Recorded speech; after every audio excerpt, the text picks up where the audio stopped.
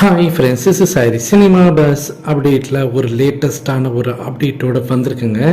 வீடியோவில் இருக்கிறதுக்கு முன்னாடி ஒரு சூப்பரான ஒரு இன்ஃபர்மேஷன். ஸ்பாட்டிஃபைல மனசுல பாடல் வேட்டையின் திரைப்படத்துலேருந்து இருக்கக்கூடிய பாடல் 100 மில்லியன் ஸ்ட்ரீமிங்ஸ் பற்றிருக்கு. ஸோ மிகப்பெரிய ஒரு சாதனை பண்ணியிருக்கு ஸ்பாட்டிஃபைல.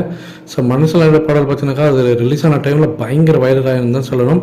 ஸோ இப்போ ஸ்பாட்டிஃபைல 100 மில்லியன் ஸ்ட்ரீமிங்ஸ் மேலே போயிருக்குனாக்கா வேறு லெவலில் இருக்குது அப்படின்னு தான் நான் சொல்லுவேன். அடுத்தது முக்கியமான அப்டேட் வரும்.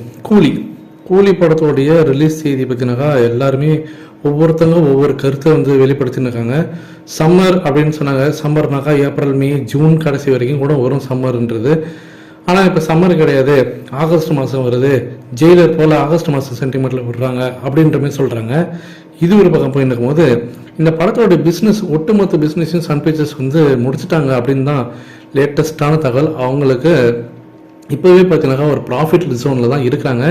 அவங்களுக்கு அந்த சேட்டலைட் உரிமையில் ஆரம்பித்து தேட்ரிக்கல் ரிலீஸில் ஆரம்பித்து எல்லாமே பார்த்தீங்கன்னாக்கா ஓடிடி வரியிலேருந்து எல்லாமே, அதாவது ஓவர்சீஸ் டிஸ்ட்ரிபியூஷனு எல்லாத்தையுமே பார்த்தீங்கன்னா செல் பண்ணிட்டாங்க. இதில் குறிப்பாக ரஜினி சார் பர்டிகுலராக ஒரு விஷயத்தை பற்றி மட்டும் அவர் பர்டிகுலராக சொல்லியிருக்காரு சன் பிக்சர்ஸ் கிட்ட. வெளிநாட்டு டிஸ்ட்ரிபியூட்டர்ஸ் பார்த்தீங்கன்னாக்கா நல்ல ஆள்கிட்ட கொடுங்க.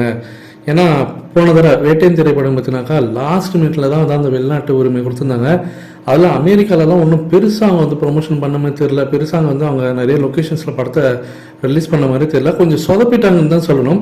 அதில் ரஜினி சார் கொஞ்சம் அப்செட் ஆகிட்டலாம். அதனால் இந்த முறை பார்த்தீங்கன்னாக்கா சன் பிக்சர்ஸ் கூட்டே சொல்லியிருக்காரு, பக்காவான ஆளை கொடுங்க, நல்ல ஒரு பெரிய ரிலீஸாக இருக்கணும், படம் நல்லாவே இருக்குது. ஸோ அதனால் இது நம்ம ஏனோ தானோன்னு பண்ணக்கூடாது, இப்போவே அதற்கான எல்லா முயற்சிகளும் மேற்கொள்ளுங்க அப்படின்ற மாதிரி சொல்லவே சன் பிக்சர்ஸ் இப்போ அந்த வெளிநாட்டு உரிமையை பார்த்தீங்கன்னாக்கா அயன்கரன் கிட்ட கொடுத்துருக்காங்க.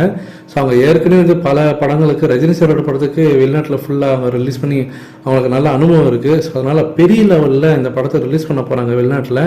ஸோ எந்த அளவுக்கு நீங்கள் எதிர்பார்த்து காத்திருக்கீங்க? அமெரிக்கா ரஜினி சாரோட கோட்டை. கண்டிப்பாக இந்த படம் பார்த்தீங்கன்னாக்கா பெரிய எதிர்பார்ப்பில் வருது.